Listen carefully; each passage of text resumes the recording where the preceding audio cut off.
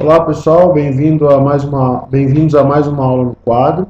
Hoje a gente vai falar um pouquinho sobre lei de Hooke, que também é um tipo de força, né? A gente conhece muito aí nos livros como uma força, uma lei relacionada à força elástica.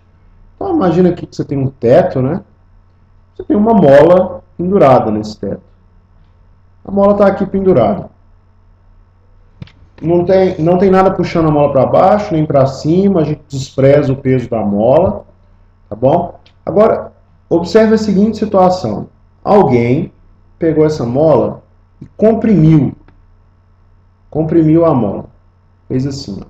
Pegou essa mola que tinha um comprimento L, tá bom? E comprimiu a mola de um comprimento X. Para que isso acontecesse, a pessoa precisou fazer uma força F. Existe uma relação entre o F e o X. Olha, vê se não é mais ou menos óbvio. Quanto mais for, pensa que você está empurrando uma mola. Quanto mais você quiser comprimir a mola, mais força você tem que fazer, não é isso? Então é uma relação de proporção direta.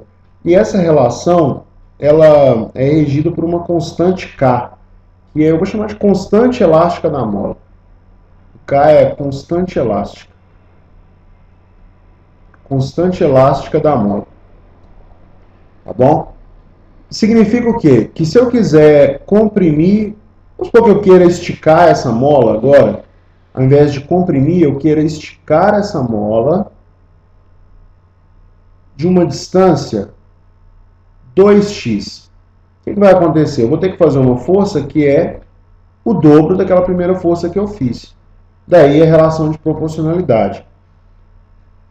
Você faz a força para cima, né, para comprimir a mola vai sempre responder com uma força no sentido contrário. Essa é a reação da mola. Vou chamar aqui de reação. A reação ela tem o mesmo módulo que F, só que o vetor é na direção contrária. Né? Então, se você comprime a mola faz uma força no sentido contrário, no sentido de voltar à posição natural dela. Da mesma maneira, se você puxa a mola assim, no sentido de esticar, né, ela reage com uma força no sentido de voltar à posição natural.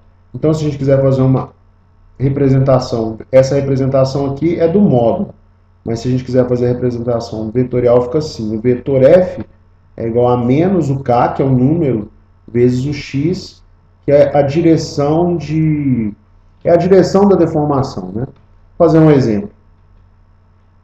Um exemplo assim. Essa mola tem uma constante... qual a unidade da constante elástica? Vamos escrever a unidade aqui da constante elástica. Olha só, a unidade da força é igual à unidade da constante elástica vezes a unidade do deslocamento. A força é dada em newtons, a unidade da constante elástica é o que a gente quer descobrir. E o deslocamento é dado em metros, né? O quanto a mola comprimiu, a deformação da mola é dada em metros, né? Quanto ela comprimiu ou esticou. Então, a unidade da constante elástica é newton por metro. Tá bom? Isso aqui já vai ajudar no nosso exemplo. Vamos fazer um exemplo aqui. Exemplo 1. Você tem aqui uma mola presa numa parede, tá bom? Uma mola presa numa parede, a constante elástica dessa mola é de 1000 newtons por metro. Você puxa essa mola com uma força de 100 newtons. Fez uma força de 100 newtons na mola.